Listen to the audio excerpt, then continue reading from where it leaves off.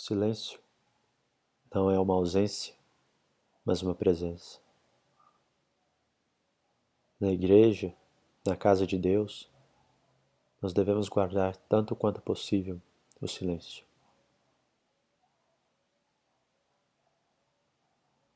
Assim como Moisés permaneceu em silêncio diante da sarça ardente, na presença de Deus, quanto mais nós, diante da presença real de nosso Senhor, não devemos guardar o santo silêncio.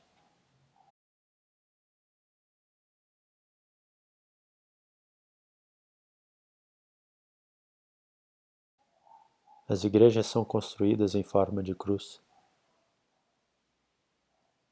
O livro é colocado com o lado do selo virado para o cálice, para onde fica o cálice. Lá, onde estará em poucos minutos o Cordeiro de Deus, o único que é digno de romper o selo do livro. As igrejas medievais eram construídas em forma de cruz, para lembrarmos que nós somos o corpo de Cristo, ficamos na nave, como que dentro do barco de Pedro, enquanto Cristo, que é a cabeça, como na cruz, oferece-se a si mesmo. E essa salvação vem da cabeça, vem de Cristo, para nós, que somos o seu corpo. O sacerdote também deve guardar o silêncio, tanto quanto possível, pensar na grandeza do sacrifício, pensar na grandeza do mistério que vai oferecer. Assim como Jesus, levado a Caifás, permaneceu em silêncio e foi tido como um louco. Depois de lavar as mãos pedindo pureza, o sacerdote coloca o amito, colocando-o primeiro sobre a cabeça e pedindo que Deus o invista com o capacete da salvação para repelir as investidas do demônio. Os religiosos ainda usam o amito sobre a cabeça. Depois o padre coloca a alva. No Apocalipse está escrito que todos os que estão no céu vestem vestes longas, e essas vestes são brancas, porque foram alvejadas no sangue do Cordeiro. É uma veste branca como a que Jesus usou quando foi tido como um louco. O padre depois cinge-se com o símbolo, pedindo a pureza e a castidade, mas também como um símbolo do próprio Cristo, que foi levado de um lado para o outro como um louco. O padre se desveste de si mesmo e reveste-se do Cristo. Ele usa o manípulo como Cristo determinou. Ele deve servir aos outros. O manípulo é usado pelas pessoas que servem à mesa. É simbolicamente também para enxugar as suas lágrimas, porque ele deve se configurar a Cristo, que chorou sobre Jerusalém. A estola é o símbolo do sacerdócio e é cruzada pelos mais diversos motivos. Dois deles são, primeiro, simbolizar a cruz de Cristo e segundo, simbolizar a sua submissão à autoridade de seu bispo, o qual usa a estola sem ser cruzada. Sobre todas essas vestes, o padre coloca a casula. Casula quer dizer uma pequena casa. É uma veste longa que cobre todo o corpo, para lembrar também do leve fardo de Nosso Senhor e do suave jugo que Ele nos dá. Ao sair da sacristia, antes de oferecer o sacrifício, o sacerdote relembra o seu batismo com água benta, também fazendo referência ao que os sacerdotes deveriam fazer antes de entrar no templo, no Antigo Testamento. Ao sair da sacristia, tudo está coberto, tudo está velado. O livro está fechado, o cálice está coberto, o sacerdote está coberto, aguardando sempre a revelação, o apocalipse, o desvelamento, que só o Cristo nos trará. Ao colocar o cálice sobre o altar, o sacerdote sobe em silêncio. Mais uma vez, meditando nos mistérios que irá celebrar. Vai então para o lado do livro e o abre. O cálice que já está ali e o cordeiro, simbolizado pelo padre, pelo sacerdote, é capaz de abrir o livro. Todos fazemos então o sinal da cruz, lembrando de Deus que é uno e trino, em nome.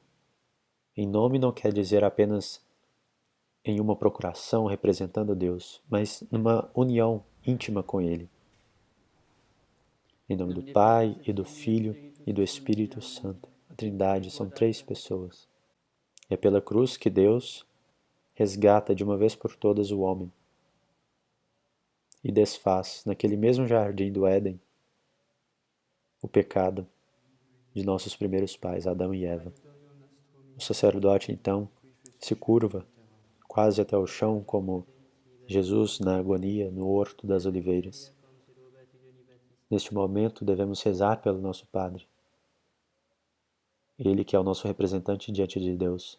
Enquanto ele pede perdão pelos seus pecados, rezemos por ele. E representados pelo acólito que está ao seu lado, como bom ladrão, peçamos a salvação de nosso Senhor. Terminadas as orações, mais uma vez o sinal da cruz, o sacerdote sobe ao altar, dessa vez rompendo o silêncio, pedindo mais uma vez perdão pelos seus pecados, para que possa celebrar dignamente os santos mistérios.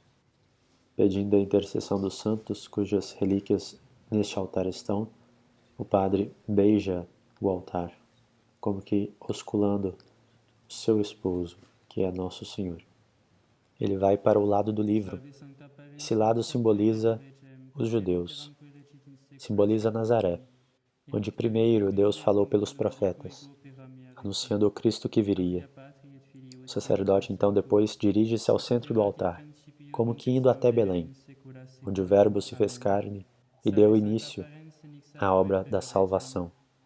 O sacerdote então pede perdão a Deus mais uma vez, Kyrie eleison. Primeiro se dirigindo ao Pai, mas sabendo que no Pai também existem mais 2 pessoas, por isso 3 vezes. Depois, Christe eleison, se dirigindo a Deus Filho, e depois mais 3, pedindo Senhor, piedade, ao Espírito Santo. Na cruz de Cristo estavam os dizeres em latim, em grego e em hebraico. Hebraico, a língua das Escrituras do Antigo Testamento, o grego do Novo Testamento, e o latim, a língua oficial do Império Romano, que tanto perseguiu a Igreja de Cristo, mas não conseguiu vencer. Na verdade, é Cristo que passou a reinar, a imperar sobre todo o mundo. Por isso é digno de que todos os povos estejam unidos por uma só língua. Após o sacerdote diz o glória, o canto dos anjos, quando Nosso Senhor nasceu em Belém. Termina mais uma vez com o sinal da cruz. E sendo necessário convidar a congregação para rezar, beija novamente seu esposo, como que pedindo desculpas por ter que se desviar a atenção por um segundo. Vira-se para o povo sem olhar para o povo, porque deve estar sempre compenetrado no sacrifício que está celebrando.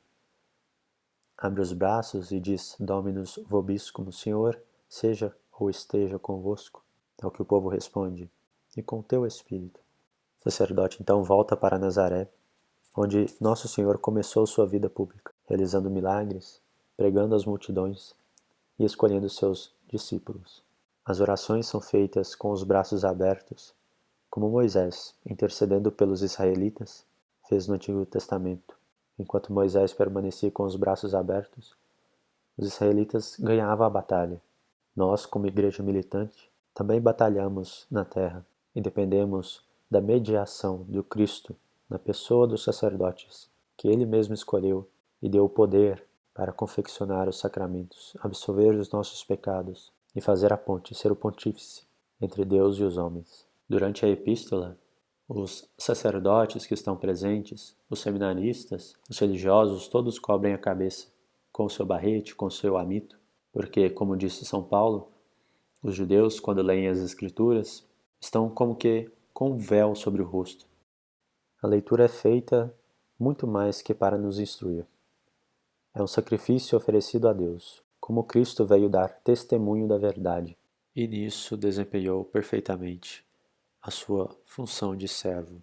E o testemunho da verdade, através das Escrituras, só pode se dar com os textos originais ou com a versão da Vulgata, que foi definida pelo Concílio de Trento como infalível.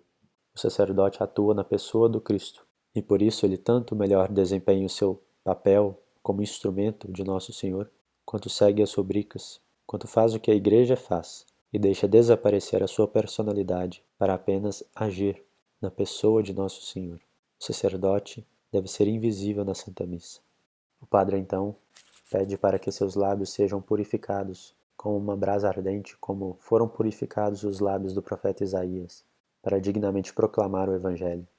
O missal, então, é tirado do lado direito e levado para o lado esquerdo. O Cristo foi rejeitado pelos judeus, pelo seu próprio povo, e foi levado então aos pagãos. Ide pregai a todas as criaturas, disse Nosso Senhor. Por isso, o missal não fica virado para o oriente, para o leste, mas para o norte, virado para os povos pagãos, porque o Evangelho deve ser pregado a todas as criaturas, primeiro aos judeus e depois para os gregos. Após o Evangelho, termina a chamada Missa dos Catecúmenos, ou Antemissa. E a segunda parte da missa tem uma ponte nas missas festivas, que é o creio, o credo, a profissão da fé. O sacerdote então vira-se para o povo, chama a atenção mais uma vez para o momento importante da Santa Missa, que é o ofertório. Ele tirou o véu e começa o Apocalipse. Quando o sacerdote estiver oferecendo a Deus o pão e depois o vinho, devemos colocar uma intenção em cada uma das espécies eucarísticas. O sacerdote então oferece à Santíssima Trindade o pão. Ele segura a patena com apenas 4 dedos, simbolizando os 4 chifres, as 4 pontas do tabernáculo em que Deus se fazia presente no Antigo Testamento. Ele oferece um pão porque foi de instituição divina, Nosso Senhor quis assim. O pão é feito de vários grãos de trigo, que são triturados, amassados, unidos com água e depois assados no fogo. O pão simboliza a Igreja. Nós, como pequenos grãos de trigo, depois de triturados, amassados, configurados a Nosso Senhor, somos unidos a Ele e uns aos outros através da água que jorrou do seu lado aberto na cruz. E provados no fogo, seja nessa vida ou no purgatório, possamos definitivamente nos configurarmos a Ele. Após, o sacerdote coloca o vinho no cálice com uma pequena gota de água.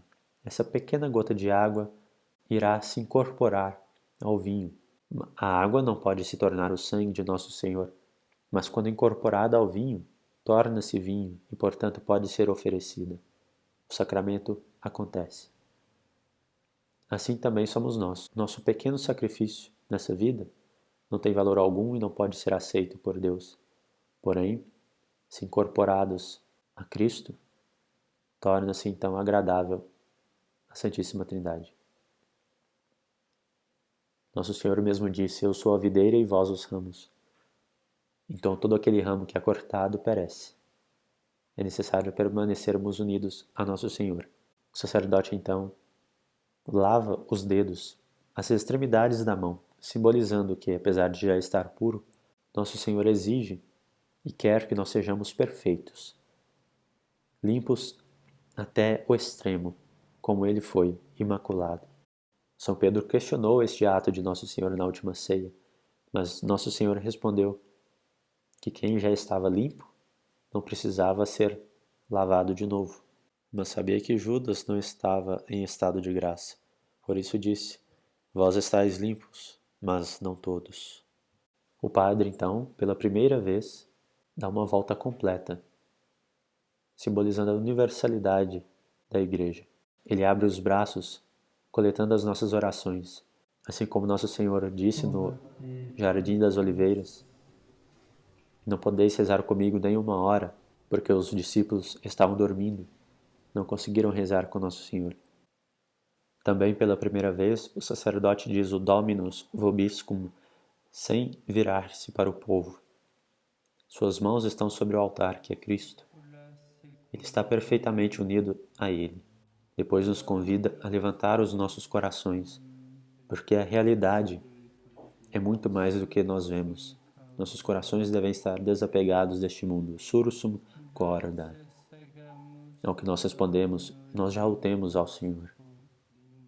Os anjos nesse momento descem para preparar o lugar de adoração para nosso Senhor, que se fará presente substancialmente nas aparências de pão e de vinho. Depois o sacerdote diz: demos graças ao Senhor nosso Deus. Ao que nós respondemos: é digno e justo. E ele continua: é verdadeiramente digno e justo. É justo não no sentido estrito do termo, porque diz Santo Tomás que a justiça só pode existir entre iguais, e o homem é infinitamente inferior a Deus. Mas Deus, numa justiça proporcional, nos concede a graça de merecermos, ao fazermos aquilo que Ele prescreveu. No Antigo Testamento, Nosso Senhor teve que descer e ensinar a Moisés como se deveria adorar a Deus. Porque o homem que já tem a virtude da religião na lei natural colocada no seu coração, se Deus não explicar exatamente como ele deve ser adorado, nós acabamos no paganismo, na idolatria. Deus, então, no Novo Testamento, quando ele fez uma nova aliança, nos prescreveu também como deveria ser adorado até o fim dos tempos. Congregou os 12, escolheu, constituiu os 12, separando-os dos discípulos, que já eram separados dos demais, e os ordenou. E disse: fazei isto em minha memória. As palavras do cânon remontam aos apóstolos. Elas são de instituição divina e por isso não podem ser suprimidas. No Anc Igitur, o sacerdote estende as mãos sobre as oblatas e invoca o Espírito Santo sobre as ofertas. E tamanha era a noção de sacralidade do cânon, das palavras da liturgia, que quando São Gregório Magno adicionou 6 palavras ao cânon, diesque nostros in tua pace disponas, firmai os nossos dias em vossa paz, as pessoas de Roma, o clero, quase matou ele.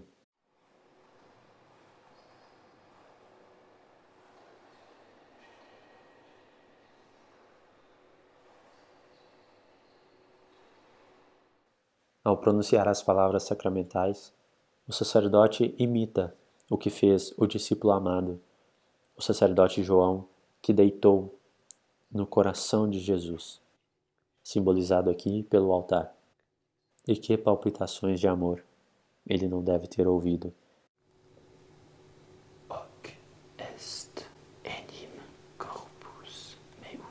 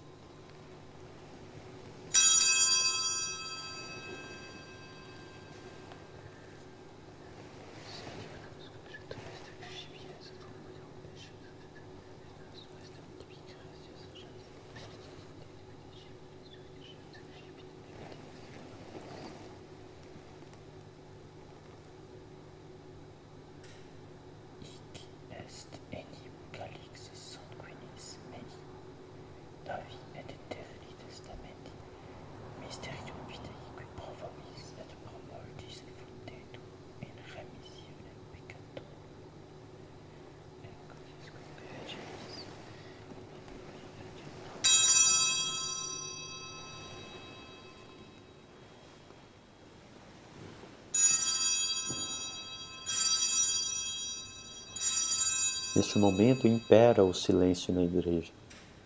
Assim como no livro do Apocalipse, antes da revelação de Nosso Senhor, houve um silêncio de meia hora. As palavras sacramentais são pronunciadas em voz baixa, e na tradição antes do missal ser codificado por São Pio V, essas palavras eram transmitidas oralmente dos bispos para os sacerdotes. Após a elevação de cada espécie eucarística, nós dizemos silenciosamente em nosso coração: meu Senhor e meu Deus, reconhecendo como São Tomé a divindade de Nosso Senhor, apesar de que ele via e tocou na humanidade, nós aqui Não vemos nem a humanidade nem a divindade, mas cremos porque nosso Senhor disse. E como diz Santo Tomás, nada mais verdadeiro que a palavra da verdade. Depois de pedir para que Deus aceite esse sacrifício como o sacrifício de Abel, de Abraão e de Melquisedeque, o padre se inclina e pede que, participando deste corpo e do sangue de nosso Senhor Jesus Cristo, sejamos repletos de toda a bênção celeste e da graça através da cruz. E só depois faz sobre si próprio, simbolizando que é pela cruz que nós estamos unidos a nosso Senhor. Durante a elevação, o acólito levanta a casula do padre, como fez Simão Cirineu, ajudando Nosso Senhor a levar a cruz até o Monte Calvário. E há também um resquício das casulas pesadas de ouro, de pele, de material pesado, que impedia que o padre levantasse mais alto ou por muito tempo o cálice e as espécies eucarísticas. Em respeito à liturgia, nada que entra, sai. Durante todo o cânon, o padre faz 33 sinais da cruz. Os dedos, indicador e polegar, permanecem unidos desde o momento da consagração do pão até as abluções, porque a Igreja reconhece que Nosso Senhor está em cada fração do pão. Na pequena elevação é a conclusão do cânon, onde o sacrifício de Nosso Senhor é oferecido e aceito por Deus Pai.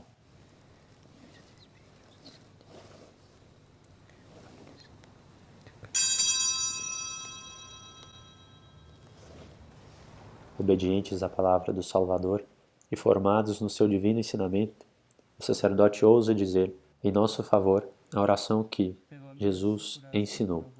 Ele, como representante do Cristo, olhando para a própria hóstia consagrada, que é Nosso Senhor, reza em nosso favor ao Pai. Pater noster, qui in celis sanctificetur mentum. Todo sacrifício é composto de oferta ou ofertório, imolação e consumação. Ofereceu-se as espécies oblatas como o sacrifício de Melquisedeque a Deus, o pão e o vinho. A imolação foi feita quando se consagrou primeiro o pão e depois o vinho. A separação do corpo e do sangue é a morte. Nosso Senhor derramou todo o seu sangue na cruz, e quando tudo estava consumado, expirou. E ali do seu lado, aberto na cruz, saiu sangue e água. E São João fez questão de colocar isso no seu evangelho, na sua narrativa, porque nós sabemos que a pequena gota de água no cálice do vinho é de instituição divina. Nosso Senhor mesmo, na última ceia, colocou essa gota de água. E São João viu na cruz a ligação entre a última ceia, viu que era apenas um sacrifício. Tanto a última ceia, como o sacrifício de Nosso Senhor na cruz, como as missas, todas as missas celebradas no mundo inteiro durante todos os tempos, até o fim do mundo, são um único sacrifício. O padre, então, parte o pão e faz 3 sinais da cruz sobre o cálice, simbolizando os 3 dias que Nosso Senhor permaneceu morto, enterrado, sepultado, enquanto sua alma desceu à mansão dos mortos, para pregar a boa nova aos justos que o esperavam. Depois diz, Pax Domini sit semper vobiscum, a paz do Senhor esteja sempre convosco. Pois as primeiras palavras de Cristo, quando ressuscitou, foi desejar a paz. Então, ali, sacramentalmente, há a união do corpo e do sangue de Nosso Senhor, ressuscitado. E para completar o sacrifício, o sacerdote consome toda a vítima, todas as espécies do pão, faz uma pequena ação de graças, e enquanto isso nós podemos pedir a Nossa Senhora que nos ajude a fazer uma boa comunhão. Ó Maria, Mãe do Amor, preparai meu coração para receber Nosso Senhor. Ave Maria, cheia de graça, o Senhor é convosco. Bendita sois vós entre as mulheres, e bendito é o fruto do vosso ventre, Jesus. Santa Maria, Mãe de Deus, rogai por nós, pecadores, agora e na hora da nossa morte. Amém. A oração antes de beber do cálice é o salmo que poderei retribuir ao Senhor Deus por tudo aquilo que Ele fez em meu favor. E a única resposta a essa pergunta é a que se segue. eleva o cálice da minha salvação, invocando o nome santo do Senhor. A única coisa que podemos retribuir ao Senhor é o que Ele mesmo nos dá. Ele mesmo nos dá a missa para que possamos agradecê-lo, pedir, reparar e expiar os nossos pecados.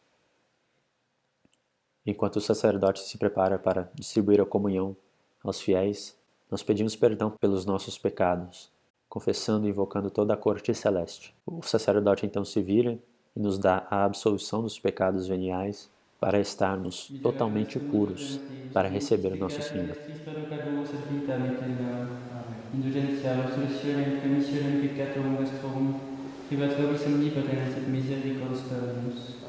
O padre então vira-se e diz: Eis o Cordeiro de Deus, eis aquele que tira o pecado do mundo. Como disse São João, à beira do Rio Jordão. Respondemos como o centurião romano: Senhor, eu não sou digno de que entreis em minha casa, mas dizei uma só palavra, e minha alma será salva. Dizemos 3 vezes reconhecendo a Trindade, mas também como bom psicólogo, o Espírito Santo sabe que talvez na primeira vez possamos dizer com distrações, talvez na segunda vez, já querendo dizer o que as palavras significam, mas pelo menos na terceira vez, talvez reconheçamos que não somos dignos. O modo correto de se receber a Sagrada Comunhão é como um escravo depende totalmente do seu Senhor, de joelhos, com as mãos postas, em posição de súplica. As nossas mãos não são consagradas para tocar, ao contrário do sacerdote, mas a língua, antes da reforma do Concílio Vaticano II, era consagrada no batismo para que se tornasse um órgão aceitável e adequado para receber nosso Senhor. Deve-se levantar a cabeça, abrir a boca e colocar a língua sobre o lábio inferior para que coloque ali a hóstia, que ficará colada à língua. Então devemos engolir o mais rápido possível, como diz o Catecismo de São Pio X, e fazer a ação de graças. Durante pelo menos 10 a 15 minutos, as espécies não se dissolvem, e por isso Nosso Senhor está fisicamente tocando o nosso interior. O corpo de Cristo no nosso corpo, seu sangue no nosso sangue, sua alma na nossa alma e a sua divindade na nossa pobreza. Enquanto o sacerdote faz as abluções, limpando todo o fragmento, para que nada seja profanado, nós devemos fazer a ação de graças. Para comungar é necessário estar em estado de graça e com as devidas disposições. Se não há tempo para fazer a ação de graças, não há tempo para comungar. Foi o que o anjo de Portugal ensinou aos pastorinhos. Meu Deus, eu creio, adoro, espero e amo-vos. Peço-vos perdão por aqueles que não creem, não adoram, não esperam e não vos amam.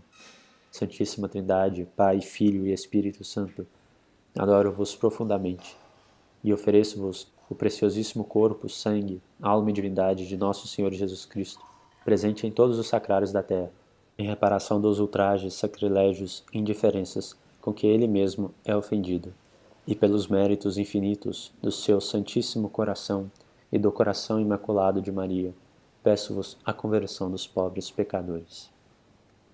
O missal é então retirado do lado esquerdo do altar e é levado novamente para o lado direito. Isso significa que na história, a última rejeição de Cristo será pelos pagãos. Os judeus rejeitaram, o missal foi retirado do lado direito. Cristo foi levado aos pagãos pelo Evangelho, mas antes da vinda de Nosso Senhor, ele será rejeitado pelos pagãos. Nós não vemos isso hoje. O mundo rejeitou a Nosso Senhor. Leis a favor do aborto, promoção dos anticoncepcionais, o reinado de Nosso Senhor foi rejeitado, foi desprezado. Muitas pessoas que vão pela primeira vez à missa tridentina reclamam que eu não entendi nada. Que bom que você não entendeu nada. Que bom que você sabe que você não entendeu nada.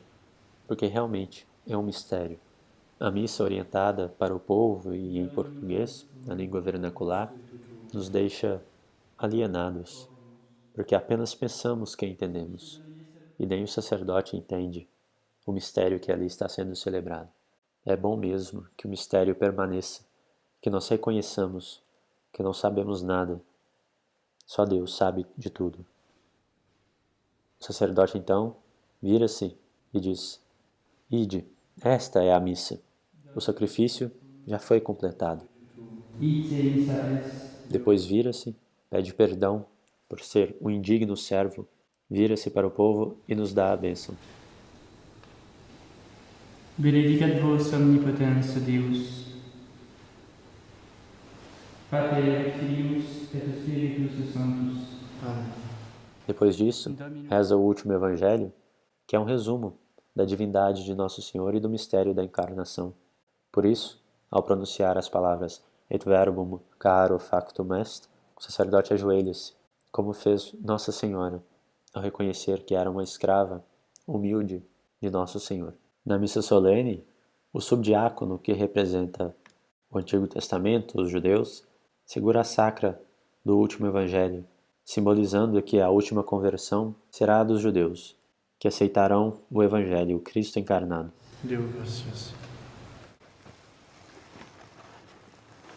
Terminada a missa, tudo está velado novamente. Estamos nutridos e prontos para levarmos a mensagem do evangelho em nossas vidas, nos nossos deveres de Estado, com a força do sacramento.